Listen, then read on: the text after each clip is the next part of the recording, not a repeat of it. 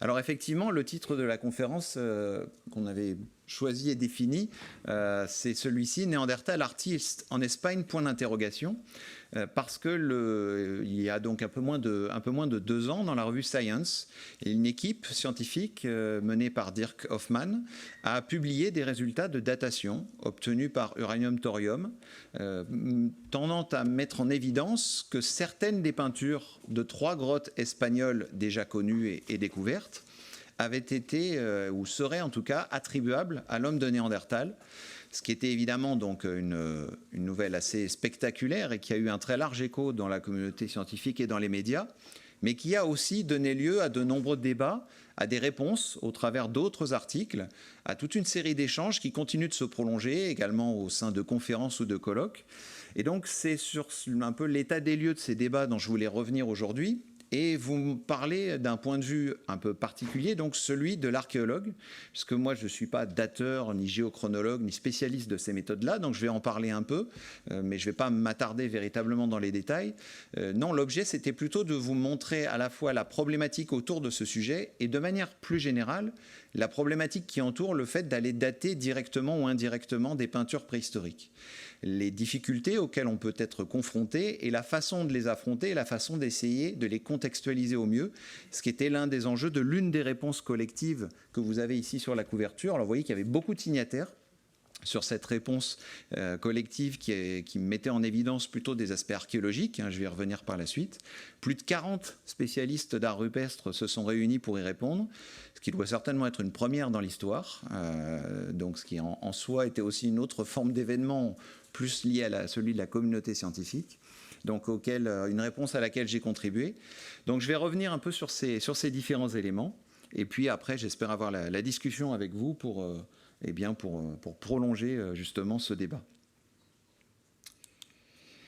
Alors pour revenir donc sur cette publication, je vous le disais, elle remonte effectivement à presque 2 ans maintenant, le temps passe quand même assez rapidement, avec une série donc de datations obtenues par la méthode uranium-thorium, non pas directement sur des peintures, mais en fait sur des formations de calcite, des formations carbonatées qui recouvraient certaines de ces peintures. Donc c'est ce qu'on appelle plutôt des datations indirectes et avec, on va dire, ce qu'on appelle des fois dans le langage un terminus antequem, c'est-à-dire le point avant lequel l'objet que vous essayez de dater, ou l'événement que vous essayez de dater, s'est produit. Donc c'est une sorte de date limite qui a été proposée. Donc ces études, elles ne sont pas totalement nouvelles en Espagne, puisque une équipe qui était menée par Alistair Pike, qui a contribué et qui a piloté toute une partie de ces datations, en a déjà réalisé depuis le début des années 2010, déjà en partie à la Pasiega et à El Castillo, mais avec des dates qui avaient déjà donné lieu à des débats et de nombreux échanges, mais pas aussi spectaculaires que cette fois-ci. Les 3 grottes dont il s'agit, vous le voyez donc, elles sont situées dans 3 secteurs assez différents de la péninsule ibérique. La Pasiega, au sein de la corniche cantabrique, qui était l'une des zones de concentration majeure en Europe pour l'art du paléolithique supérieur. Maltravieso, que l'on trouve plutôt dans le centre, et Ardales, qui est en Andalousie, à côté d'autres sites comme Nerja, au sujet desquels je reviendrai par la suite. Alors cette publication, bon là évidemment, elle n'était pas forcément très visible, mais elle doit rester, je pense, encore accessible aujourd'hui en ligne. Et si certains d'entre vous sont intéressés, je peux vous envoyer tout le dossier complet des articles, réponses et contre-réponses. Donc cette publication a mis en évidence un certain nombre de dates sur chacun de ces sites, sur lesquels je vais à présent m'attarder. Alors un petit mot, je vous le disais, sur la méthode qui a été employée. Encore une fois, je leur dis, moi je ne suis pas du tout géochronologue, donc je ne vais pas me lancer dans un laïus très complexe parce que j'en serais totalement incapable. J'ai des collègues ici qui feraient ça bien mieux que moi. Simplement pour le rappeler, donc, je pense que vous êtes peut-être plus familier des datations au carbone 14 que l'on utilise et dont je reparlerai un peu plus loin, notamment pour dater cette fois directement des dessins au charbon de bois, en tout cas le charbon qui a été utilisé pour faire des dessins. Ici, la méthode de l'uranium-thorium est basée en partie sur le même principe, c'est-à-dire sur une disparition progressive dans le temps de certains des isotopes dont il est question ici, donc qui peut être mesuré en fonction de ratios entre les isotopes fils, on va dire, et les éléments pairs de certaines de ces méthodes. Donc je vous le disais, c'est une méthode qui s'applique avant tout sur des dépôts qui recouvrent les peintures, donc on ne date pas directement les œuvres, mais évidemment l'avantage c'est que ces dépôts, et notamment en grotte, les coulées de calcite sont extrêmement nombreuses.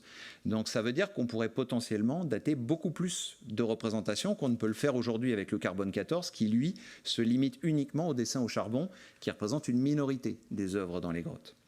Alors, vous avez toute une chaîne en fait ici d'éléments, notamment de l'uranium et du thorium. Donc ce qu'on va généralement le plus souvent dater, ce sont des rapports entre notamment l'uranium 234, qui est un élément fils, un élément déroulé dans la chaîne de l'uranium 238, qui est lui un élément qui est présent encore très très largement et depuis les origines de la création même de la planète, et les rapports également avec le thorium 230. Alors cette désintégration progressive donc, qui peut se calculer, c'est une méthode qui fonctionne d'autant mieux qu'elle va pouvoir se faire dans ce qu'on va appeler dans un système fermé. À l'origine, elle a été appliquée sur des coraux en pleine mer et puis ensuite développée notamment sur toute la famille des spéléothèmes. Donc en grotte, les piliers stalagmitiques, stalagmites, stalactites.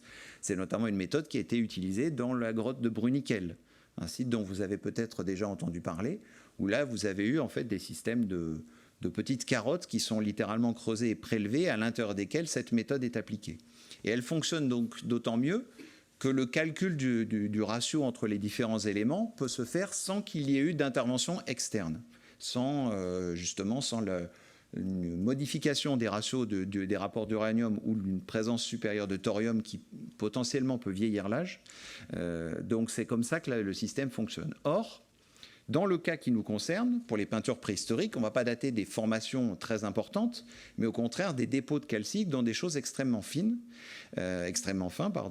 Et ces dépôts de calcite, eh bien, eux peuvent avoir connu des sortes de réactivation, notamment des phénomènes, ce qu'on va appeler de recristallisation par moment, ou de l'apport de thorium détritique, tout simplement par les écoulements. Vous comprenez bien que dans les grottes univers humides, il y a des phases d'écoulement à des intervalles assez réguliers et qui peuvent intervenir et modifier les proportions d'uranium. Et dans ces conditions, il peut y avoir une modification des calculs artificiels et notamment un vieillissement assez important. Donc, je ne veux pas m'y attarder plus, ça va peut-être vous paraître un peu complexe pour l'instant. J'espère que ce sera plus clair avec les cas concrets. Donc, dans ces trois grottes, vous voyez un peu le type de dépôt en fait, qui a pu être analysé et prélevé par des micro-prélèvements justement qui interviennent sur ces formations. Donc vous avez des dépôts de calcite, des formations qu'on appelle des fois en chou-fleur. C'est le nom de l'appellation par rapport à la morphologie du dépôt qui est effectué. Et donc dans ces trois grottes, en fait, à Maltravieso, le prélèvement était présent sur une main négative. Je pense que vous êtes tous assez familiers de ce dont il s'agit. Ces mains qui sont posées sur la paroi, sur lesquelles on va projeter du pigment par un instrument ou par la bouche. Donc il y en a un certain nombre à Maltravieso. À la Paciega, C, je précise C parce qu'en fait vous avez différents réseaux. Vous avez pu visiter, alors pas la Paciega, mais les grottes voisines d'El Castillo et de Las Monedas. Et la Paciega, en fait, vous avez trois branches, on va dire. Et à chacune d'entre elles, on a donné des lettres. Donc là, c'est l'une des branches, tout simplement, du site. Et donc, c'est un signe quadrangulaire, tout au moins l'un des tracés de ce signe quadrangulaire, sur lequel le prélèvement a été effectué, sur un dépôt de calcite qui était présent sur ce trait. Et à Ardales, enfin, ce sont des taches rouges qui ont été analysées. Alors voilà la liste des dates qui ont été fournies dans l'article principal. Je précise parce que, pour une petite information plutôt technique, dans ces publications, vous avez en fait l'article qui est largement diffusé, ne fait que 3 ou 4 pages avec une ou deux illustrations, un tableau principal. Et puis après, vous avez des données complémentaires qui ont trait à l'étude, qui elles peuvent s'étendre sur plusieurs dizaines de pages, et c'est le cas pour cet article. Dans l'article principal, vous avez cette série de dates, il doit y en avoir entre 15 et 20, je crois, qui ont été publiées, qui représentent les dates les plus anciennes. En revanche, vous en avez beaucoup d'autres qui ont été aussi obtenues dans le cadre de la même étude et qui sont publiées dans les données complémentaires, et je vais y revenir par la suite. Donc cette sélection, vous le voyez en fait, alors vous avez les différentes mesures qui sont apparentes à chacune des colonnes, et puis vous avez dans la dernière en fait, c'est celle qu'il faut regarder, celle que vous avez la plus à droite, les résultats en âge corrigé, avec des fois des écarts assez spectaculaires, qui ont trait aussi justement des fois à la mesure. Avec, vous voyez par exemple pour la troisième date de la Paciega, une date qui est donnée à 80 000 plus ou moins 15 000, ce qui donne des écarts types assez importants ponctuellement. Mais donc, vous le voyez bien, 50 000, 50 000, 80 000, 40 000, on est dans des séries de dates qui sont extrêmement importantes et qui nous amènent bien au-delà des 40 000 ans, et donc bien au-delà de la période où, théoriquement, il n'y a plus, ou quasiment plus que Sapiens en Europe. Alors, donc je vous le disais, ces dates qui ont été publiées, c'est une sélection, en fait, c'est l'ensemble des dates les plus anciennes. Les tracés qui ont été datés, et je réinsiste là-dessus, ce sont des mains négatives pour Maltravieso, un tracé géométrique, le trait seul ou le quadrangulaire à la Pasiega, et des taches à Ardales, donc uniquement des formes géométriques. Les dates les plus anciennes pour chacun des 3 sites qui ont été mis en avant, donc c'est celle que j'ai encadrée ici en bleu, qui donne, on va dire, aux alentours, si on tient compte de l'écart-type et si on prend la partie, on va dire, la partie planchée de l'écart-type, nous amène aux alentours de 65 000 ans pour donc l'un des prélèvements de la Pasiega, également à Maltravieso, et l'un de ceux d'Ardales. Donc c'est la conclusion qui était sortie de cette publication, de mettre en évidence, avec une série un peu plus importante de dates pour les sites d'Ardales. Donc on serait à 65 000 ans dans chacun de ces sites, une période où clairement seul Néandertal est présent en Europe. Donc, la conclusion qu'en ont fait les auteurs de cette étude, c'est que les premières peintures réalisées en Europe étaient clairement de Néandertal. Et grâce à la méthode et à l'analyse, ils ont terminé leur formulation en disant « le débat est clos ». Alors, malheureusement, le débat a été assez loin d'être clos et assez rapidement, un certain nombre de critiques ou de commentaires sont intervenus. Et c'est ce sur quoi je vais maintenant revenir pour essayer de vous donner un maximum d'éléments pour que vous puissiez vous faire un peu votre idée. Donc je vous le disais, un certain nombre de critiques ont été publiées. Certaines ont fait l'objet de réponses par l'équipe de Dirk Hoffman dans plusieurs des revues anglo-saxonnes, notamment Journal of Human Evolution, pour 2 d'entre elles. Donc moi je vais m'attarder plus particulièrement sur les 2 publications de droite, parce qu'elles font référence à la fois à des questions qui ont trait à la méthode et à les problématiques liées à la méthode, prélèvement et à la méthode même de l'uranium-thorium, et ensuite à la problématique plus archéologique, qui est le point sur lequel je veux insister tout particulièrement. Donc je vais d'abord évoquer les questions liées à la méthode. Je vous le disais, cette procédure de datation par uranium-thorium fonctionne avant tout bien, et c'est connu depuis les débuts de l'utilisation de la méthode, bien avant évidemment des applications en contexte orné, pour ce qui concerne des milieux fermés, puisqu'il y a cette possibilité d'apport, ce qu'on appelle de thorium décritique, c'est-à-dire que c'est l'un des éléments de ce qui va être calculé dans le ratio. Vous pouvez avoir des apports extérieurs qui vont venir fausser votre ratio. Donc il y a des façons de le mesurer pour essayer d'éviter de se faire, entre guillemets, piéger par ce type de méthode. Par ce type d'apport, pardon.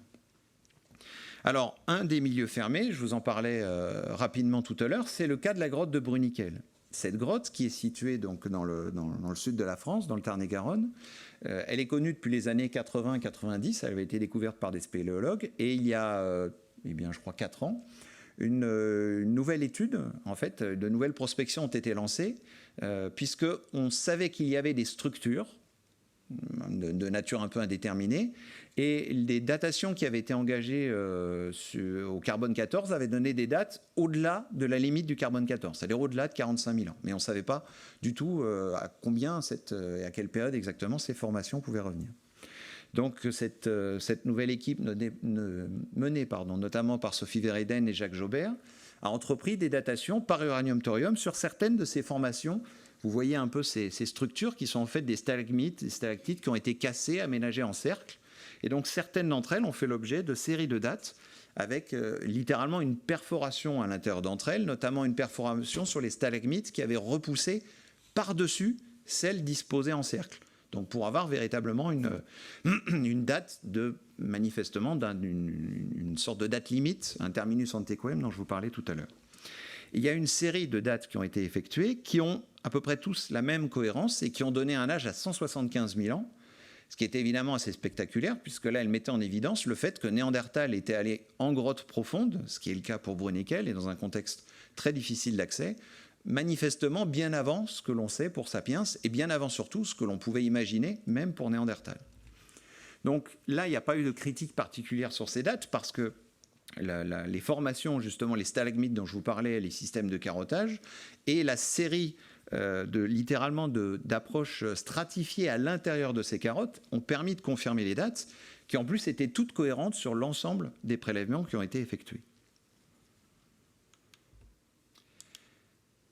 Alors, je vous le disais, il peut y avoir des risques malgré tout de contamination qui ont été mis parfois en évidence. Et donc, face à ces risques-là, il y a l'un des spécialistes qui utilise cette méthode, notamment sur des dépôts, qui est Maxime Aubert, un chercheur canadien, a mis en évidence, et pas seulement lui, la nécessité de procéder à une véritable stratigraphie des prélèvements jusqu'à la roche-mère, jusqu'au canevas, pour reprendre le terme qu'ils utilisent.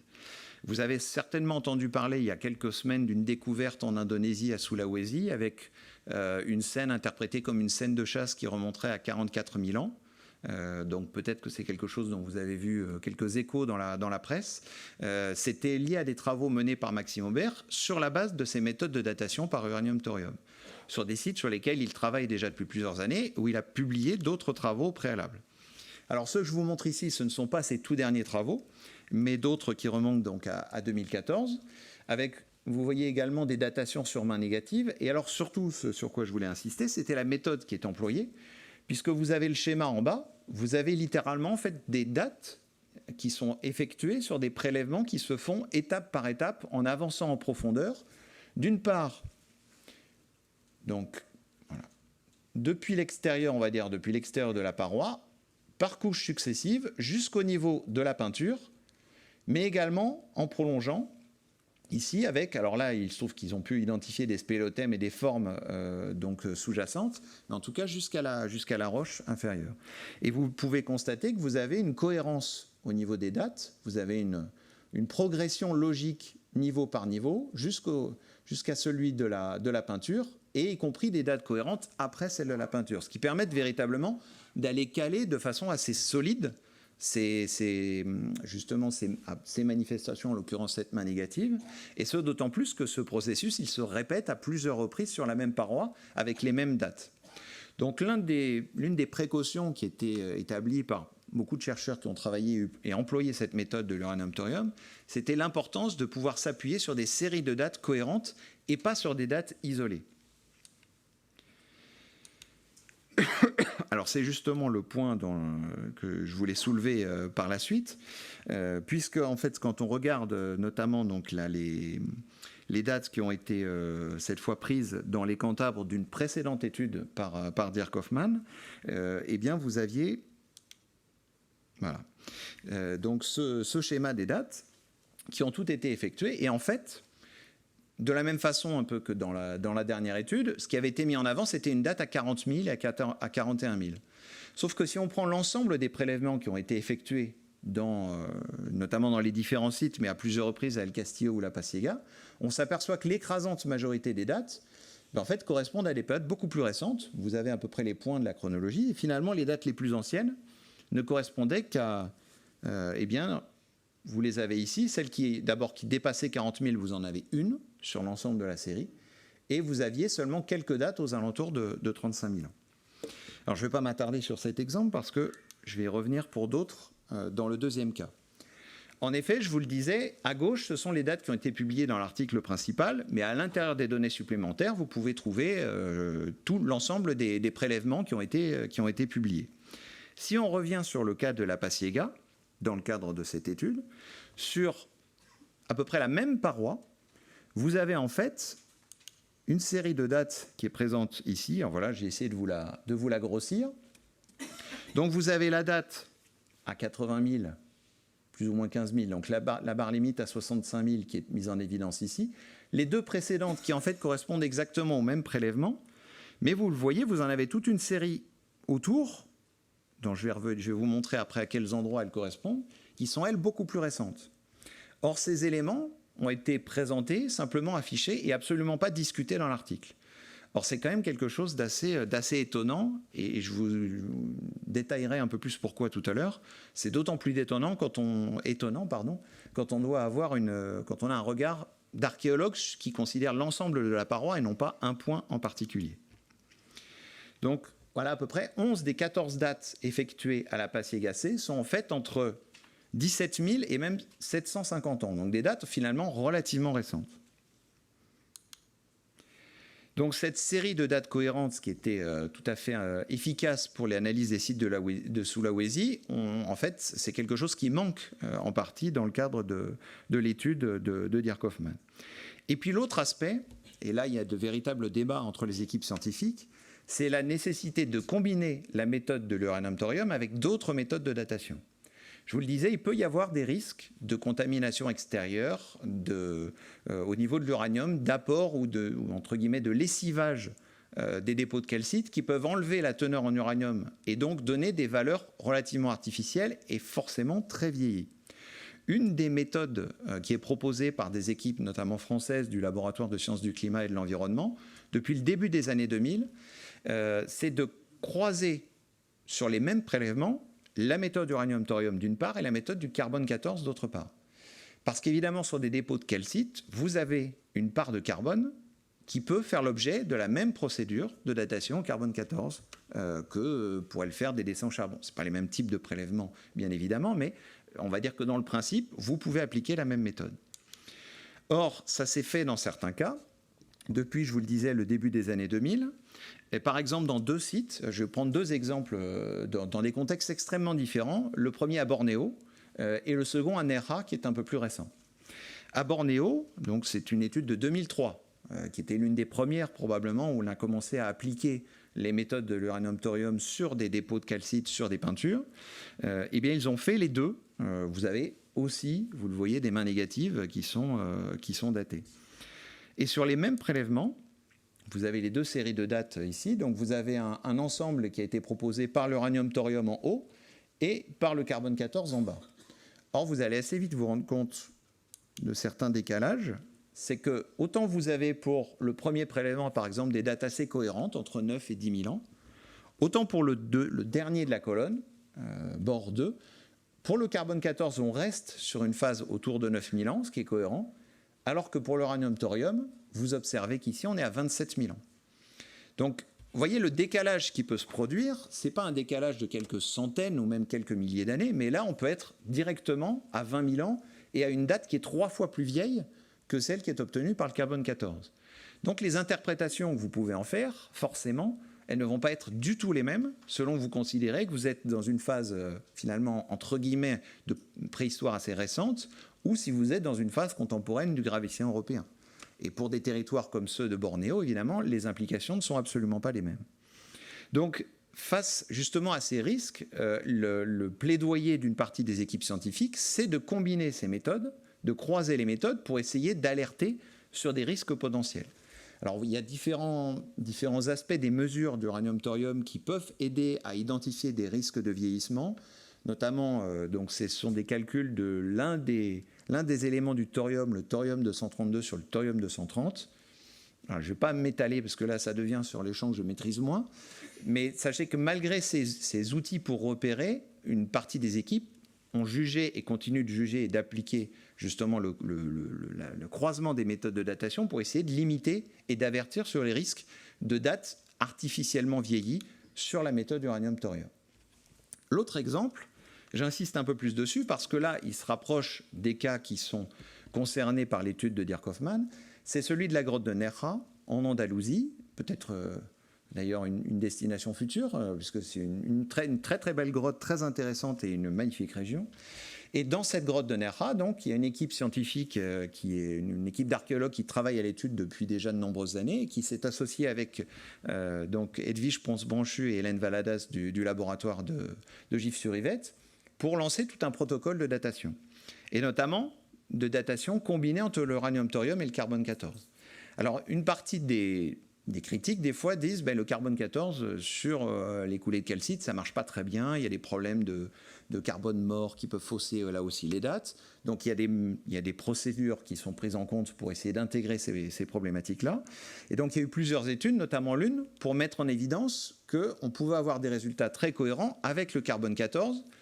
Le cas que vous avez ici, c'est des prélèvements faits sur des coulées de calcite sur un dessin au charbon, donc avec un prélèvement au carbone 14 sur une coulée de calcite qui est sous le dessin, un prélèvement pour une datation carbone 14 sur une coulée de calcite qui est sur le dessin, et un prélèvement de carbone 14 du dessin en lui-même, puisqu'il est fait au charbon, il peut être daté. Et c'est les résultats que vous avez ici, et qui montrent en fait, voilà, je suis parti en arrière, tout simplement que vous avez une cohérence entre les trois dates, puisque ce que vous avez en fait aux alentours, attendez, j'essaie de ne pas m'y perdre. Voilà, c'est la date que vous avez sur le signe même que vous avez à droite, donc qui est aux alentours de 15 000 en date BP, 20 000 en date calibrée. Et les deux dates que vous avez au-dessus et en dessous, eh bien celle qui est en dessous est à 24 000, celle qui est au-dessus est à 13 000. Donc là, il y a une séquence stratigraphique chronologique parfaitement cohérente entre la coulée de calcite inférieure à 24 000, puis le dessin au charbon à 20 000, puis la coulée de calcite supérieure à 13 000. Dans la même grotte, ils ont donc cette fois procédé à des séries de datation C14 et uranium-thorium sur des dépôts recouvrant un certain nombre de tracés peints sur des draperies stalagmitiques. Alors vous avez la séquence des dates C14 en haut et celle sur l'uranium-thorium en bas. Et notamment, j'attire votre attention sur ce prélèvement, donc le 12-27, qui, avec le carbone 14, a donné une date à 13 000, et qui, avec l'uranium-thorium, a donné une date à 30 000. En tout cas, entre 30 et 26 000, 28 000 en âge corrigé. Et plus encore, le deuxième, le 12-25, on serait à 30 000 en date C14, à 60 000 en date uranium-thorium. Vous voyez le problème que ça peut poser et le risque repéré. Imaginez le même cas de figure par rapport aux sites comme La Pasiega, comme Maltrafieso, comme Ardales. Si la date à 65 000 a fait l'objet d'un vieillissement artificiel du même ordre, sans date au carbone 14 pour comparer, difficile de s'en rendre compte. Si la date au carbone 14 nous donne un chiffre entre 20 et 30 000, ce n'est pas du tout la même interprétation que la date à 60 000, notamment vis-à-vis de Néandertal. Donc c'est pour ça que l'une des préconisations de ces équipes, c'était de procéder à ces méthodes de croisement de datation. Malheureusement, jusqu'à présent, l'équipe de Dirk Hoffman et Lister Pike considèrent que le carbone 14, ça ne sert à rien, que leur méthode marche très bien, donc ils ont refusé de l'appliquer. Donc on ne peut pas comparer, je ne peux pas vous donner pour vous dire si forcément ça marcherait ou ça ne marcherait pas. On n'a pas ces éléments-là. En tout cas, c'est ce qui, aujourd'hui, avec d'autres chercheurs, c'est ce qui est mis en évidence. Et l'autre aspect, au-delà de la méthode, je vous le disais, c'est par rapport cette fois au contexte archéologique et à la façon de procéder. En effet, ce dont je vous ai parlé finalement jusqu'à présent, ce sont d'une approche effectuée par des équipes de géochronologues, de dateurs, pour faire simple, qui pilotent ces méthodes, qui pilotent très bien d'ailleurs la méthodologie, ce n'est pas la question de le remettre en cause, mais donc ils vont prendre un prélèvement et faire une interprétation uniquement à partir de la date. Or, du point de vue de l'archéologue, et des archéologues qui travaillent avec les dateurs, lorsqu'on va avoir une problématique autour d'une datation, quelle que soit la méthode du reste, il faut précisément qu'il y ait un cadre, un contexte et une problématique d'ensemble pour savoir ce que l'on peut faire ou ce que l'on va faire de la date obtenue, peu importe d'ailleurs celle qui puisse sortir. Donc d'abord, l'une des premières questions qui pourrait se poser, notamment vis-à-vis des témoins graphiques qui ont été analysés, c'est de savoir s'il s'agit bien de tracés anthropiques volontaires. Alors pourquoi cette question, je la pose ici? Elle a été soulevée également par Maxime Aubert dans son article critique, sur l'un des deux points qu'il mettait en évidence. C'était précisément qu'en ce qui concerne Ardales, qui est celui des trois sites qui a fourni un ensemble de dates, dont, après tout, on pourrait considérer, puisqu'il y a plusieurs dates, pas forcément à 65 000, mais on va dire au-delà de 40 ou 45 000, avec des occupations avérées plus anciennes, paléolithiques à l'entrée, donc les occupations qui remontent au-delà du paléolithique supérieur, on pourrait se dire c'est peut-être en tout cas le site qui donne la base la plus solide. Le problème, c'est que les traces sur lesquelles les prélèvements ont été faits, il n'y a pas d'analyse de pigments, il n'y a pas de relevé, et en fait, on n'est pas ni certain que ce soit bien des traces anthropiques, puisque vous avez des formations et des dépôts de couleurs naturelles qui peuvent parfaitement intervenir en grotte. Donc ça peut tout à fait être des phénomènes naturels qui ont été datés. Et ensuite, d'essayer de caractériser s'il s'agit de tracés volontaires ou peut-être de marques accidentelles. On sait que Néandertal a utilisé la couleur, a utilisé le pigment. Et je reviendrai tout à l'heure sur les autres évidences des comportements symboliques qu'il a pu pratiquer et qui sont aujourd'hui clairement acceptés et reconnus. Simplement, la question est de savoir s'il s'agit, faisons une hypothèse ou un scénario, de Néandertal, qui est rentré dans cette grotte, qui a fait ses traces. Est-ce qu'il s'agit de tracés faits pour laisser une marque volontairement, d'un dessin, peut-être d'un signe, ou est-ce qu'il s'agit de Néandertal qui circulait et qui a utilisé de l'ocre pour d'autres raisons et qui a pu laisser sa marque potentiellement accidentellement? Alors tout ça, évidemment, c'est le scénario fiction, mais pour aborder ces problématiques-là, il y a une façon de faire, et lorsqu'on, en tout cas, on raisonne en archéologue, c'est de procéder à l'analyse du panneau, d'aller faire un relevé, d'aller faire éventuellement des prélèvements pour identifier la nature des pigments. Il y a quantité d'études aujourd'hui et de travaux qui sont menés pour caractériser ces matériaux, pour avoir un maximum d'informations à même de nous aider à comprendre ce phénomène.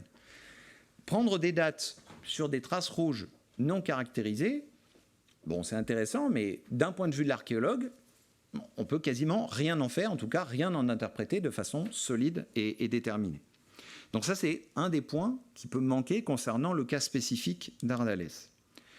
Ensuite, si on considère les deux autres grottes, où là, main négative ou tracé géométrique, il n'y a pas de doute, on est certain qu'il s'agit bien de témoignages graphiques volontaires, la problématique ne se pose pas, c'est aussi de savoir quelles sont les données archéologiques existantes. Ces sites, ce ne sont pas des sites inédits, ils sont déjà connus, et pour certains depuis assez longtemps. La Paciega a été découvert au début du XXe siècle. Ils ont fait l'objet d'un certain nombre d'études, de travaux scientifiques, de propositions d'attribution chronoculturelle et chronologique. Donc, si on produit de nouvelles dates, il faut les proposer et les discuter au regard de ce qui est déjà connu. Or, un des points qui, encore une fois, de mon point de vue, du point de vue des archéologues, était assez étonnant dans la publication de Dirk Hofmann, c'était l'absence totale de discussion de ces nouvelles dates par rapport au contexte respectif de chacun des sites. Et ça, c'est quelque chose qui paraissait un peu presque surréaliste, puisque c'était quasiment faire comme si rien n'avait jamais été proposé ou effectué comme étude. Or, on a des éléments pour chacun de ces sites qui sont d'ores et déjà connus, et c'est ce sur quoi je veux maintenant insister tout particulièrement. Le troisième point, et je l'introduis tout de suite, c'est d'évoquer justement de manière plus globale comment on va procéder sur toutes ces approches et de vous montrer un contre-exemple, en tout cas un autre type d'approche qui concerne cette fois le carbone 14 et le cas de la grotte Chauvet que vous connaissez certainement très bien. Alors je reviens à mes deux sites, La Paciega et Maltravieso. Je vous le disais donc, ce sont des sites qui ont déjà été étudiés, connus, avec des publications. Et notamment à l'entrée de la Paciega, pas de la Paciega C, mais de la branche B, vous avez des fouilles qui ont été effectuées avec des niveaux archéologiques identifiés correspondant aux Solutréens, aux Magdaléniens anciens. Bon, c'est un point d'élément de contexte. Ça ne veut pas forcément dire que ce sont les Solutréens ou les populations du Magdalénien ancien qui sont venus et qui ont fait les œuvres. Mais c'est un point qui est à prendre en compte. Or, ce point n'a pas été du tout discuté dans le cas présent. Je vous ai mis ici aussi, vous voyez un peu le plan assez rapide de l'espace, justement, de ce secteur de la Paciega, parce que vous allez voir que le signe qui correspond au numéro 78, avec d'autres entités graphiques, et que plusieurs des prélèvements sont intervenus sur la même paroi. Je reviens sur mes problématiques et sur mes questions de dates, que je vous ai montré tout à l'heure, avec cette sélection de dates donc assez, je vous le disais, certaines anciennes, mais d'autres beaucoup plus récentes. Ça, je vous l'ai montré.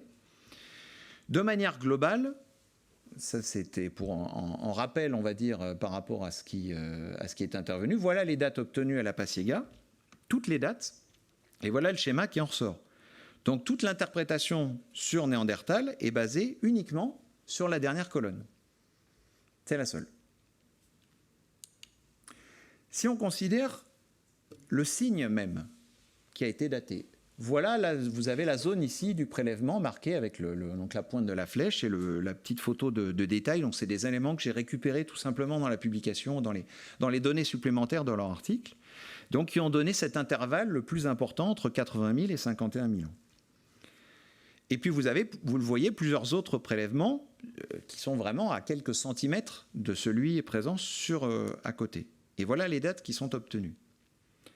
Alors, on a eu des discussions, y compris des fois ici avec certains de mes collègues dateurs, qui étaient, entre guillemets, peut-être moins gênés. Du point de vue de l'archéologue, ce type de résultat inévitablement interpelle.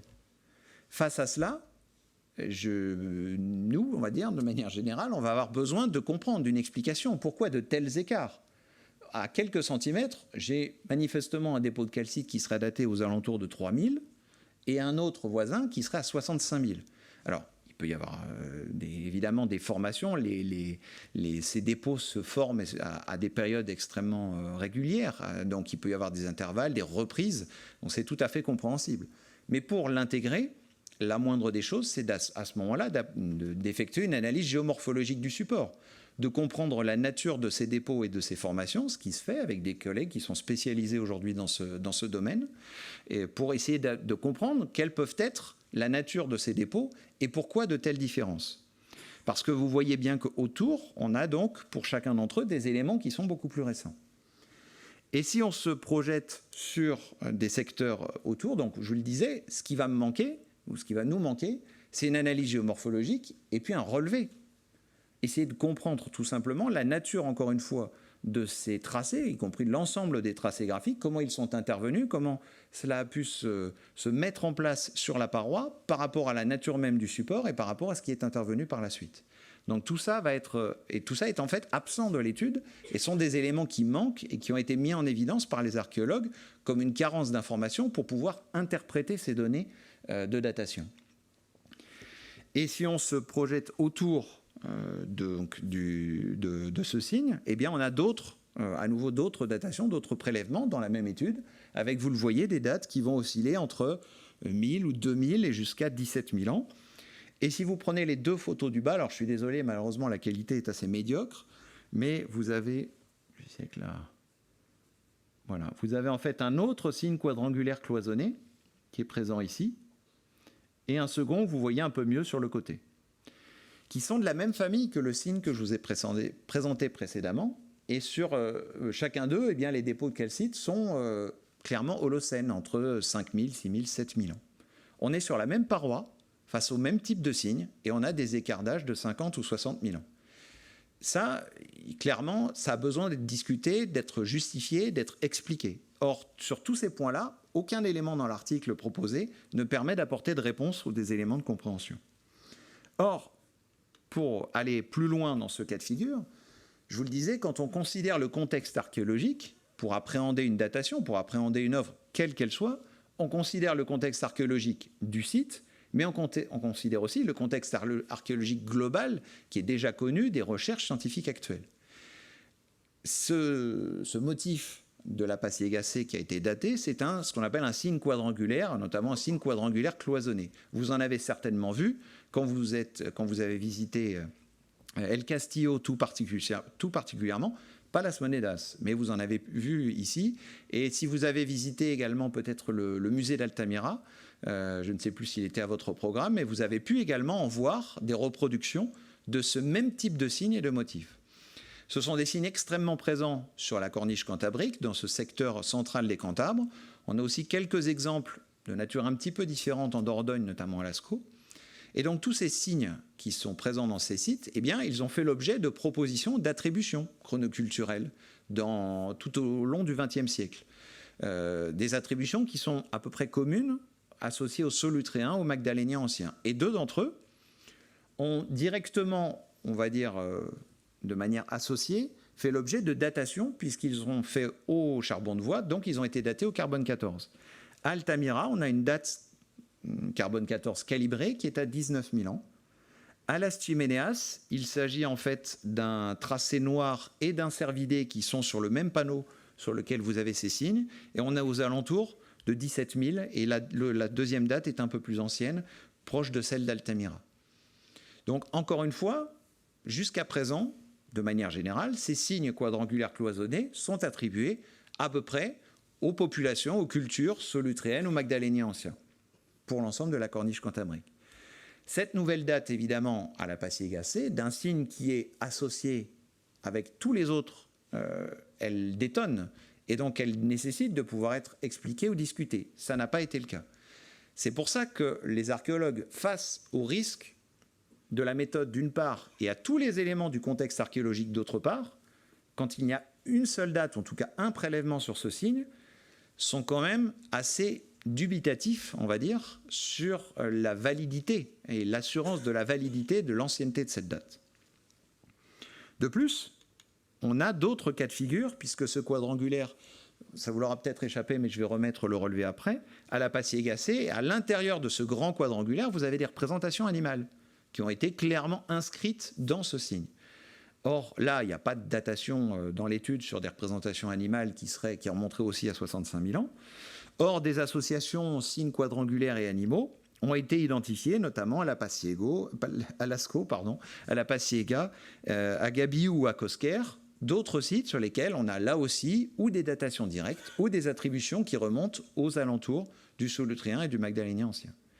Donc, l'association thématique comme la forme du signe font l'objet d'un contexte archéologique aussi qui est renforcé par les niveaux archéologiques présents à l'entrée de la grotte qui sont tous cohérents aux alentours de 18 000 ou 20 000 en date calibrée. Donc une date on peut considérer qu'il faudrait remettre en cause le modèle, en tout cas son universalité, mais une seule date, face à tous les éléments que je viens de vous mettre en évidence, et face aux risques que connaît la méthode, forcément, ça interpelle et ça demande à minima contrôle, vérification, et c'est pour ça qu'il y a aujourd'hui ce regard très critique, notamment des archéologues, vis-à-vis de ces datations. Donc pour conclure sur ce panneau de la Paciega, et là vous voyez le relevé, vous voyez l'inscription justement de ces deux moitiés de représentation animale à l'intérieur de ce signe, ce qui est d'ailleurs une construction tout à fait singulière. Et d'un point de vue de l'archéologue, on a du mal à se dire qu'il faudrait distinguer les éléments graphiques. Parce que la conclusion dans l'étude de Dierck-Hoffmann, c'est uniquement d'interpréter des traits comme étant l'œuvre de Néandertal. C'est-à-dire que les animaux ne sont pas discutés, ne sont pas considérés comme étant Néandertal. Ils disent même non, Néandertal, il n'a pas fait de figure animale. Mais même le signe n'est pas véritablement discuté en tant que tel.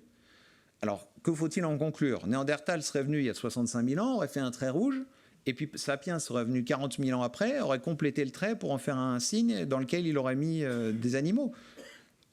Dans l'absolu, c'est possible, mais il faut l'argumenter. Comme ça, seul, sans éléments, c'est quand même assez étonnant. Donc au final, tous ces aspects-là ne sont pas discutés. Et tout ça, ce sont des éléments qui manquent profondément pour une analyse archéologique. Deuxième exemple, celui de Maltravieso et de cette main négative. Alors vous avez ici, alors toujours pareil, j'ai tenu à conserver les documents sources, mais la qualité n'est pas toujours optimale, notamment des photographies. Vous en percevez en fait une partie. On voit un peu mieux sur le rendu d'Istretch qui est en bas. Vous avez l'un des doigts en fait, donc vous avez le contour ici, l'autre également. Et vous avez en fait toute la peinture rouge qui est autour. Et c'est donc sur ces prélèvements, sur ces dépôts rouges, que des prélèvements ont été effectués sur des micro-dépôts de calcite. Alors là aussi, vous avez un échantillon, le mâle 13, que vous avez au milieu, où vous avez une date à 41 000 et une date à 70 000. Et puis le numéro 17, que vous avez sur la droite, où vous avez une série de sous-échantillons qui sont des mélanges. Ce ne sont pas les éléments stratigraphiés comme l'étude de Maxime Aubert, comme en Indonésie, ce que je vous ai montré tout à l'heure. Ce n'est pas la même chose. Ce n'est pas parce que vous avez une série de dates, là ce sont des mélanges ou des moyennes et pas une stratigraphie stricto sensu. Donc vous avez ces dates, mais sur la même main négative, vous avez d'autres prélèvements qui donnent des dates beaucoup plus récentes, et notamment autour de 15 à 20 000 ans. Au final, ce qui semble être une même coulée ou un même dépôt, en tout cas il faudrait le discuter, 12 des 17 dates sont inscrites entre 24 000 et 14 000. Donc là aussi, ça interpelle. Pourquoi ces différences sur des dépôts qui semblent communs? Ça peut peut-être tout à fait exister, mais dans ce cas-là, ça nécessite une analyse, encore une fois, géomorphologique. Or, cette analyse, elle est absente de l'étude. Et quand on va en parler, encore une fois, avec les collègues, y compris avec des collègues géologues ou géomorphologues, c'est la première question qu'ils vont nous poser. Mais c'est quoi l'analyse du support? C'est quoi l'analyse de la paroi? Quel est le contexte géologique? Or, tous ces éléments-là sont absents. Faute de les avoir, comment interpréter, comment comprendre la nature des dépôts qui font l'objet de la datation? L'un des éléments fondamentaux, c'est de comprendre ce qu'on va dater. Non pas d'anticiper le résultat, mais de comprendre la nature de ce que l'on va dater. Pour ça, ça nécessite d'avoir analysé l'ensemble des informations qui ont trait à son support, à sa nature même. Or, ces éléments, nous ne les avons pas dans l'étude. De même, donc, les éléments du contexte archéologique ne sont pas discutés. Or, les mains négatives, on a des éléments d'information sur ce qui se passe ailleurs en Europe. On a des mains négatives qui ont été datées au carbone 14 et d'autres qui ont même été datés parfois par le contexte. Alors j'ai fait une petite erreur dans le titre, ils ne sont pas seulement datés au carbone 14, il y en a même, ironie du sort, qui ont été datés par la méthode uranium-thorium. Or jusqu'à présent, jusqu'à ce résultat sur Maltravieso, toutes les dates obtenues, notamment plusieurs qui sont vous en avez certaines en Espagne, c'est le cas à la Fuente del Trucho, vous en avez plusieurs en France, vous le voyez, toutes les dates correspondent à peu près, vous le voyez, à des périodes assez semblables aux alentours de 26 000, 28 000, 30 000 en date calibrée, c'est-à-dire à des contextes à peu près gravétiens. Alors, il y a des mains négatives qu'on peut connaître peut-être un peu plus récentes, mais là, on a une cohérence dans l'existant. Donc, si on trouve une main négative qui est plus ancienne, la moindre des choses, en tout cas le réflexe, c'est d'aller regarder ce qui se passe ailleurs et d'aller discuter pourquoi cette différence. Là aussi, aucun élément de discussion dans l'article, aucun élément n'est avancé. Et je vous le disais, ironie du sort, c'est que l'une de ces datations a été obtenue par Dirk Hoffman, qui a piloté lui-même une de ces procédures d'analyse à la Fuente del Trucho. Donc, encore une fois, ce sont des éléments de contexte qui manquent dans la discussion et qui interpellent. Comment imaginer d'un seul coup une date ou deux dates aller mettre en place un phénomène qui est celui des mains négatives dans des contextes souterrains en Europe qui sont jusqu'à présent tous calés aux alentours de la période gravétienne, sans avoir plus d'arguments pour défendre ces éléments. Pour l'équipe de Dirk Hoffman, la méthode et la datation suffit. À elle seule, elle prouve des choses et nul besoin d'aller discuter le reste. Ce qui est assez étonnant et pour nous qui était problématique, c'est que certains des collègues qui ont co-signé l'article avec Dirk Hoffman sont des archéologues et devraient avoir le même type d'approche, en tout cas la même exigence sur ces problématiques de contexte. Donc voilà, face à toutes ces dates, nous aurions une date pour Maltravieso aux alentours de 66 000 ans, quasiment 2 fois plus vieille que les autres. Et sur un phénomène qui est quand même assez particulier. Là, on ne parle pas d'une trace, c'est on va dire un processus symbolique, même s'il est difficile à caractériser, qui est connu à travers le monde. Des mains négatives, on en a dans des contextes extrêmement variés. Vous en avez tout à l'heure à Bornéo, il y en a en Argentine également. Simplement, ce sont des processus qui sont toujours associés à Homo sapiens et toujours à des périodes plus récentes. Et les dates à Sulawesi et les dates proposées par Maxime Aubert correspondent aussi à Homo sapiens. Pas les mêmes groupes, pas les mêmes sociétés, pas les mêmes cultures que celles que l'on connaît en Europe, mais c'est toujours associé à Homo sapiens. Donc, quand on veut amener quelque chose d'aussi radicalement différent, ce qui amène forcément à une remise en cause profonde de ce que l'on peut aborder, il faut un maximum d'arguments, et ce sont des éléments qui, à notre sens, manquent aujourd'hui. Alors, je vous le disais, pour terminer, je voulais présenter comment apprécier ces problématiques de contexte en grotte ornée.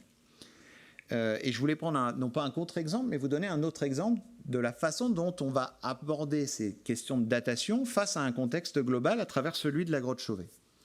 La grotte Chauvet, c'est à la fois une série de dates très nombreuses en quantité et concordantes, des contrôles et des vérifications qui ont été faites à l'aveugle, puisque ces dates ont fait l'objet aussi de critiques, de contestations, d'articles. Donc il y a toute une série d'échanges depuis bientôt 25 ans, et certains continuent encore maintenant. Vous avez des datations également géologiques et des éléments du contexte graphique. Alors pour revenir dessus, voyez par exemple, là, donc, pour rappeler, je pense que vous connaissez bien la problématique de la grotte Chauvet, cette découverte qui remonte donc à il y a 25 ans, pour ce site, dont les peintures tout à fait exceptionnelles et parfaitement conservées ont été attribuées à l'Aurignacien et donc au début du Paléolithique supérieur pour des œuvres qu'on pensait alors être plutôt caractéristiques de la fin du Paléolithique supérieur, donc de 20 000 ans ou 25 000 ans plus tardives.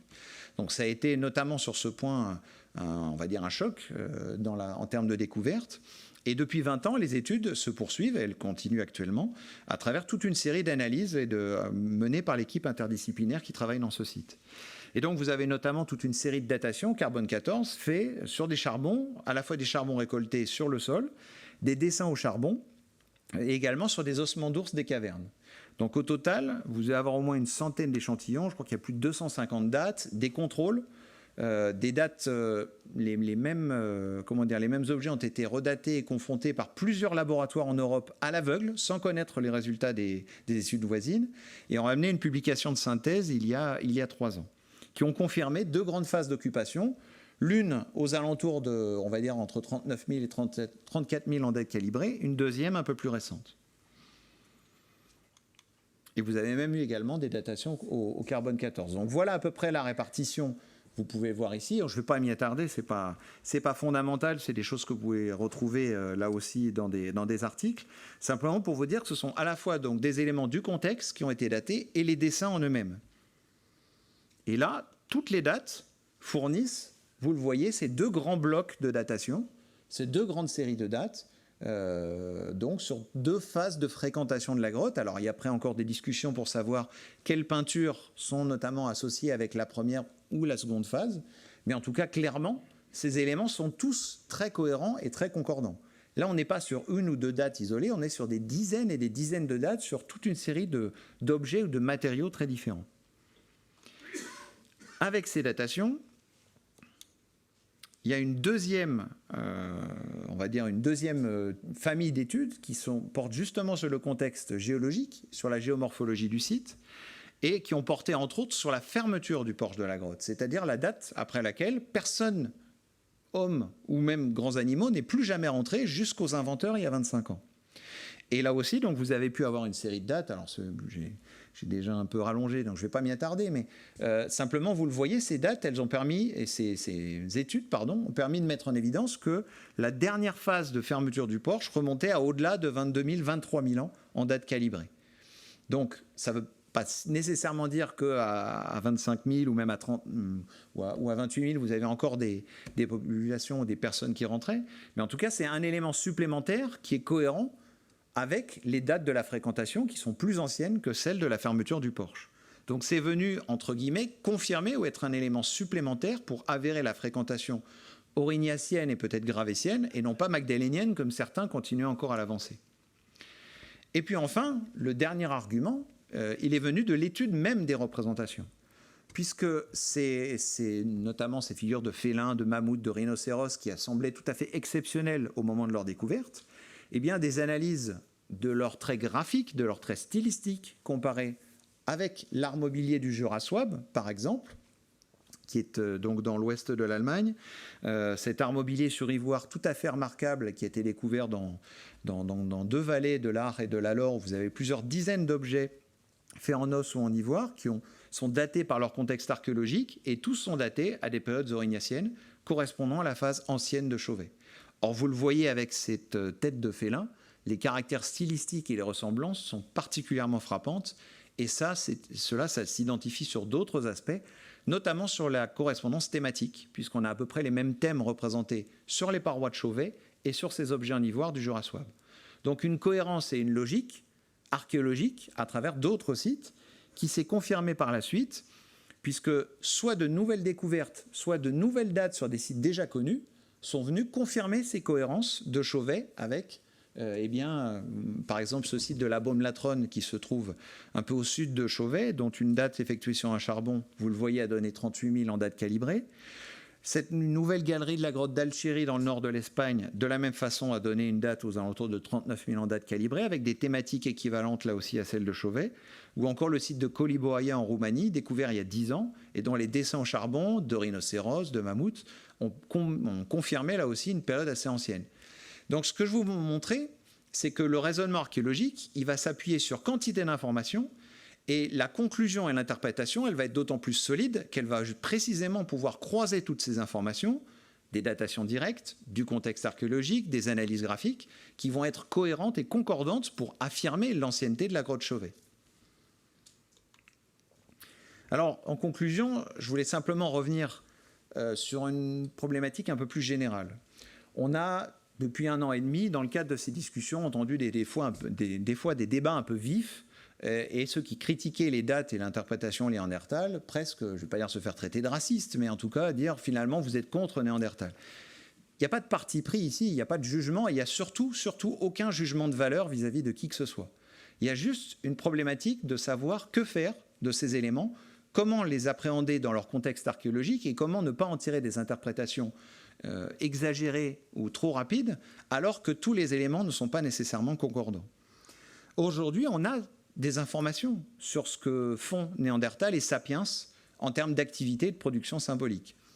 Et notamment, depuis plusieurs années, Néandertal, on sait qu'il a notamment fait des parures, et il y a 130 000 ans, puis celles de Krapina qui ont été analysées en Croatie ces dernières années, remontent justement à des périodes très anciennes, dont on sait aujourd'hui que voilà, peut-être à l'heure actuelle, dans l'état actuel de nos connaissances, les premières parures semblent être l'œuvre de Néandertal. Je vous ai parlé également tout à l'heure d'Aubruniquel, et je n'y reviens pas, sur cette occupation en grotte en 170 000 ans. Et puis d'autres découvertes de traces ou de marques, notamment sur des objets ou sur un sol gravé de la grotte de Gorham's Cave, plus récent, autour de 38 000, 39 000 ans, mais dans des territoires où là, clairement, la présence de Néandertal est connue. Donc, il y a aujourd'hui des témoignages avérés, reconnus, assumés d'une activité symbolique de l'homme de Néandertal et d'une activité symbolique assez diversifiée, assez riche. Pour autant, à côté, on n'a pas d'art figuratif. À côté, à partir de 40 000 ans, en Europe, on a tout ça fait par Sapiens. Ce sont des œuvres peintes, gravées en grotte, des blocs gravés assez profondément dans le sud-ouest de la France. Cet art mobilier du Jura Souabe dont je vous parlais. À travers toute une série d'exemples, et je ne veux pas m'y arrêter parce que vous avez vu déjà quelques illustrations, mais simplement pour vous dire qu'on a de plus en plus de témoignages et qui tous concordent aux alentours de 38 000 et de 40 000 ans liés à Homo sapiens. Donc cette masse des données, elle est aussi concordante pour associer à Homo sapiens lorsqu'il arrive en Europe, et maintenant de plus en plus au-delà même de l'Europe, je vous ai parlé de l'Indonésie tout à l'heure, une activité graphique élaborée, complexe. Ce ne sont pas seulement quelques tracés, ce sont des représentations animales, des panneaux, des relations et des organisations, y compris spatiales, très élaborées, que l'on peut retrouver et qui apparaissent toujours toutes dans les mêmes phases, les mêmes séquences chronologiques entre 35 000 et 40 000 ans.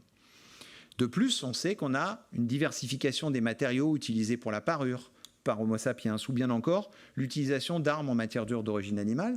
Ce sont d'autres éléments qui montrent probablement de nouvelles pratiques symboliques culturelles apportées ou inscrites ou développées par Homo sapiens aux alentours de 40 000 ans. Alors en conclusion, vous l'avez compris, donc le regard que je vous ai donné reste très critique vis-à-vis de ces résultats. Malgré tout, je ne voulais pas faire cette présentation de manière totalement affirmative ou négative, mais bien surtout susciter en vous le questionnement et la distance nécessaires face à des résultats tels qu'ils peuvent être proposés. Pourquoi ? Parce que ce qui a posé problème, ce sont tous ces éléments-là. Ces dates, ce sont une sélection des dates les plus anciennes, sans discuter les plus récentes, sans continuité stratigraphique des prélèvements, sans vouloir croiser ces prélèvements avec le carbone 14. Alors on va me dire, le carbone 14 ne va pas au-delà de 40 000 ou 50 000 ans. Mais si à la Paciga, le même prélèvement nous dit que c'est 40 000 ou 50 000, alors qu'aujourd'hui on pense que c'est 20 000, déjà en soi, ce serait un argument extrêmement fort, peu importe même qu'il n'aille pas au-delà. Donc pas de calibration par le carbone 14, pas de contextualisation ni géomorphologique ni archéologique. Sans tout cela, comment, pour nous, archéologues notamment, appréhender et intégrer ces dates ? C'est extrêmement difficile. Et puis il y a quand même un point qui était, je trouvais, assez singulier dans leur conclusion, c'était de dire finalement que Néandertal, surtout, serait juste l'auteur de tracés, surtout pas figuratifs.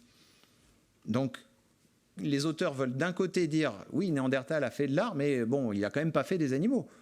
Non, il faut ouvrir la discussion de manière globale. Si on peut penser que Néandertal était l'auteur, et notamment du signe de la Paciga, moi, dans ce cas-là, il faut discuter aussi la représentation animale qui est associée, parce qu'elle est associée de manière pleinement cohérente.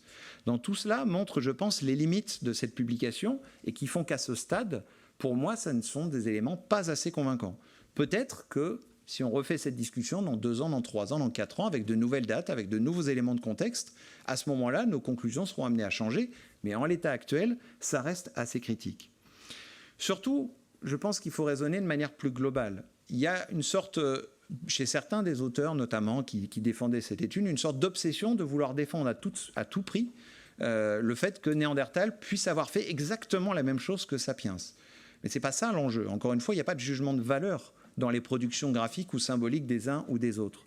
il y a la question de savoir comment on va considérer toutes ces informations d'un point de vue archéologique et surtout comment considérer toutes ces nouvelles données qui montrent un paysage toujours plus complexe et toujours plus riche, aussi bien pour Néandertal, je vous l'ai montré tout à l'heure avec les parures, avec Bruniquel, que pour Sapiens, et notamment Sapiens à travers la planète. Et les dates obtenues tant en Indonésie qu'en Australie, en terre d'Arnhem notamment, amènent justement à montrer qu'il y a probablement peut-être un polycentrisme, en tout cas des développements culturels qui passent par des manifestations graphiques qui ne sont pas l'exclusivité d'Homo sapiens en Europe, mais qui peuvent avoir été aussi l'œuvre d'Homo sapiens ailleurs. Donc tout ça nous ouvre beaucoup de perspectives extrêmement intéressantes, et elles sont d'autant plus intéressantes qu'on peut justement les intégrer et continuer à les appliquer au travers de ce contexte archéologique de manière très ouverte et de manière à les discuter. Voilà, merci de votre attention. Merci beaucoup Eric, c'était passionnant sur les grottes espagnoles, mais aussi sur la méthode plus généralement, sur le raisonnement qu'on peut avoir et sur l'effet des a priori ou des manques d'analyse plus globale. C'était un très beau discours, merci beaucoup. Quelle est la première question ? Oui, merci pour cette conférence. Mais alors finalement, la question qui peut se poser, c'est comment se fait-il que ce papier ait été accepté, puisqu'il y a tout un tas de choses que les auteurs n'ont pas vérifiées. Qu'est-ce qu'a dit le comité de lecture ? Alors, je pense que alors c'est difficile. On n'a pas les éléments des commentaires des éditeurs lorsqu'ils ont accepté et publié l'étude. Encore une fois, d'un point de vue archéologique, si moi j'avais été relecteur, je n'aurais pas refusé le papier, mais j'aurais demandé un certain nombre de compléments d'information et de discussions qui sont clairement manquantes et que je m'attendais à trouver dans les éléments supplémentaires. Vous avez 70 pages de documentation complémentaire et rien n'est avancé là-dessus. Je pense que ce qui a été privilégié, encore une fois, c'est l'aspect purement lié à la méthode et aux datations et à l'assurance de la validité de ces datations qui étaient faites par les auteurs et peut-être par des relecteurs qui étaient plutôt des dateurs ou des physiciens que des archéologues. C'est ce que je ne peux qu'imaginer parce qu'effectivement, on a été aussi plusieurs à s'interroger sur ces carences, au moins de discussion, au moins. Je ne prétends pas que c'était pour les amener à reculer sur les interprétations, mais au moins d'assumer des points de discussion qui sont, encore une fois, totalement absents. J'arrive, monsieur. J'arrive avec le micro. Non, attendez un peu, monsieur, s'il vous plaît. Cette conférence étant enregistrée, parce qu'elle va être, on l'espère beaucoup, mise sur le site du Muséum national d'histoire naturelle, c'est important que votre question soit bien enregistrée aussi. Merci. Que sont censés représenter les signes quadrangulaires ? C'est une méthode de chasse ?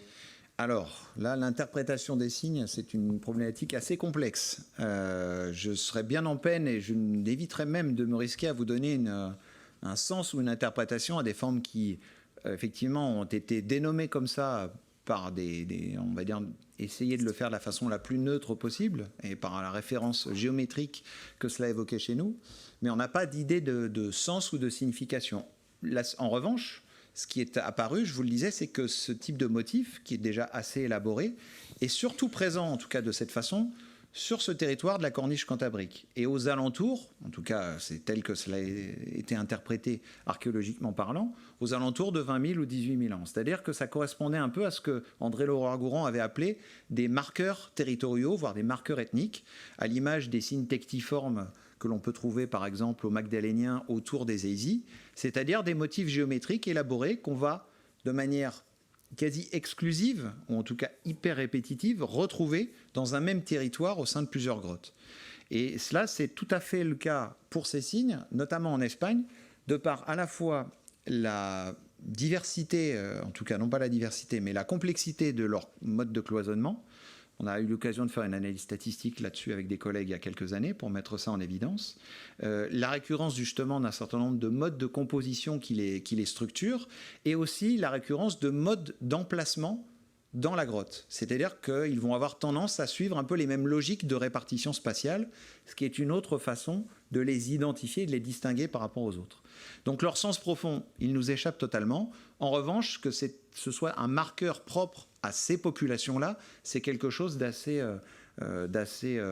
frappant, notamment avec, encore une fois, la répétition, puisqu'on compte plusieurs dizaines de ces signes à La Pasiega, El Castillo, Altamira et dans quelques sites voisins.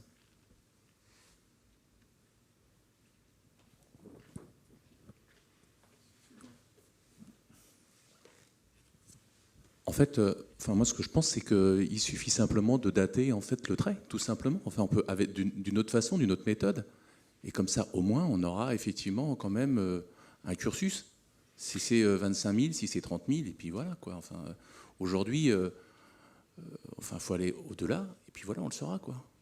Oui, alors moi, effectivement. Qu'est-ce qui bloque à ce niveau-là? Enfin, il y a sûrement des personnes qui sont capables d'aller le faire et sans demander l'autorisation du monsieur qui a fait cette datation, je pense. Alors, il y a des protocoles ou des procédures. Effectivement, ce qu'il faudrait faire, peut-être qu'on y viendra d'ailleurs. Aujourd'hui, on est dans une phase de débat assez critique. Il y a effectivement des autorisations à obtenir parce que ce qui a posé problème des fois au début de ces méthodes de datation, c'est qu'elles étaient relativement invasives.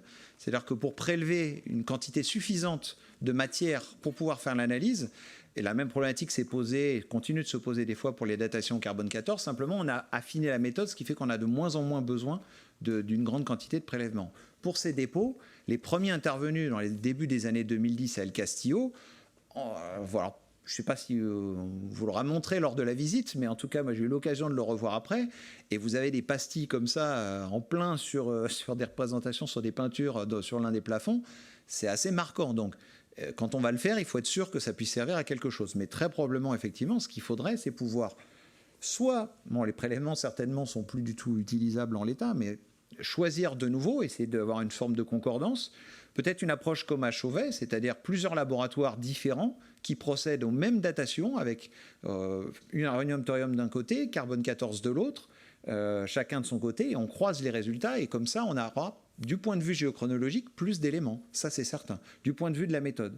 Et du point de vue de l'archéologue, je dirais que si on fait ça, il faudrait refaire un relevé de ce panneau, parce que les relevés, ce sont ceux de l'abbé Breuil, ils ont plus d'un siècle. Et faire une étude géomorphologique complète du support, comprendre la nature et l'origine de ces formations. C'est comme ça aujourd'hui qu'on fonctionne dans d'autres contextes. En Dordogne, avec mes collègues, c'est comme ça qu'on va procéder pour justement essayer d'avoir un maximum de compréhension de tout ce qui se passe sur la paroi, pas seulement de la peinture ou du tracé en lui-même, mais également tout ce qui a pu intervenir avant et après dans les problématiques de taphonomie qui sont aujourd'hui très en cours dans nos pratiques de recherche. Merci. Justement, à El Castillo, il y a une grotte où il y a toute une série de points dans un couloir qui se suivent, dont on connaît d'ailleurs pas trop bien la signification. Ça a été daté, ça ? Alors, je pense que ce sont des ponctuations assez larges. Oui, c'est ça. Oui, des sortes de disques, oui, la galerie ça. des disques. Ouais. Alors, il y a eu des dates, effectivement. De mémoire, certaines des dates menées par l'Historic Pike dans la publication de 2012 ou 2014 portaient sur certains de ces signes. Je ne crois pas que ce soit les plus anciennes. Les plus anciennes étaient intervenues au niveau du plafond des mains. Je pense qu'elles remontaient peut-être, alors je ne sais plus si c'est 30 000 ou 40 000. Indépendamment des dates, ces motifs-là, on en connaît ailleurs, à la Garma par exemple, toujours pour le nord de l'Espagne, on en connaît également en Quercy. On les attribue plutôt à des phases anciennes, donc gravétiennes ou aurignaciennes. Donc des dates à 30 000 ou 35 000 ne seraient pas du tout incohérentes par rapport au contexte où on les connaît aujourd'hui. Vous en avez d'ailleurs aussi également fait à Chauvet, mais de façon très particulière, puisque c'est avec la paume de la main et pas au soufflet, au crachis. Donc c'est quelque chose d'assez distinct.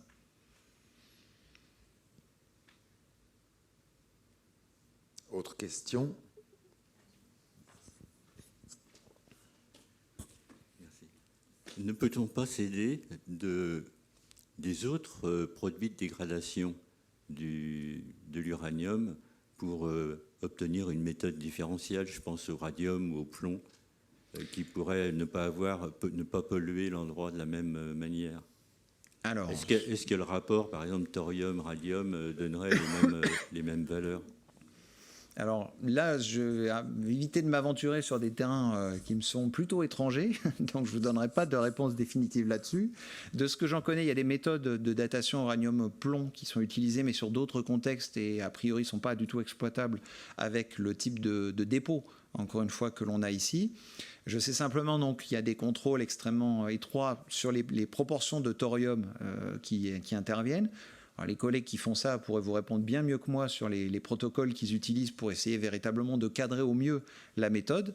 Mais encore une fois, notamment voilà, les équipes du laboratoire de Gif-sur-Yvette avec qui on a travaillé, eux ont vraiment pour objectif de mettre en place ce système de datation croisée avec le carbone 14 parce il peut être une sorte je dis pas d'assurance ou de garantie, parce qu'il faut aussi les critiquer de la même façon, mais en tout cas d'un élément beaucoup plus solide pour mettre en évidence la validité. Vous avez des dates par carbone 14 et par uranium-thorium qui peuvent être totalement cohérentes, totalement concordantes, et dans ce cas-là, très certainement, il n'y a pas de raison de mettre en date toutes celles qui peuvent sortir. C'est simplement qu'il y a un risque vis-à-vis de certaines dont on a conscience qu'il est difficile à pouvoir qualifier et estimer, y compris avec toutes les précautions d'usage sur l'uranium-thorium seul.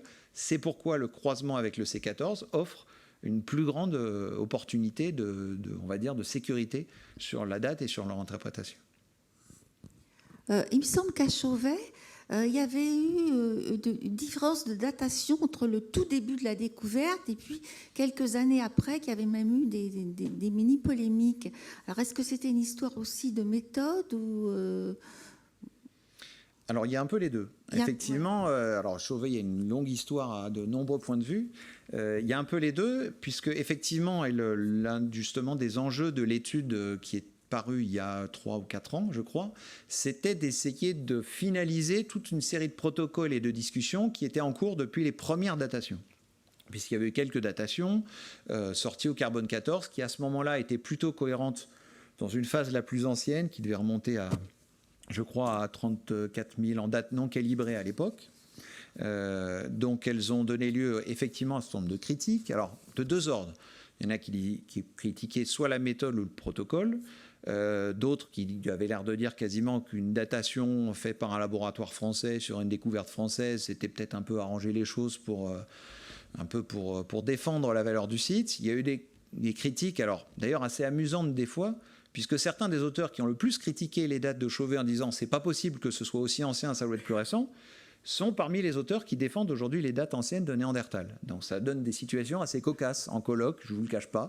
Les mêmes qui nous expliquaient que Sapiens, à 35 000 ans, ne pouvait pas faire d'art, aussi élaboré, nous expliquent très bien que Néandertal, à 65 000, il peut tout à fait avoir été l'auteur de certaines des peintures. Je laisse ça de côté, mais effectivement, vous avez eu des discussions, parce qu'il y avait peu d'éléments, notamment du contexte archéologique, dans la vallée de l'Ardèche, par exemple, sur des périodes aussi anciennes. Donc ça a amené certains auteurs à poser la question de cela. Et puis, encore une fois, c'était aussi un moment où reconnaître des peintures, encore une fois, aussi élaborées, aussi anciennes, c'était mettre à mal un schéma qui s'était peu à peu installé lors des précédentes décennies.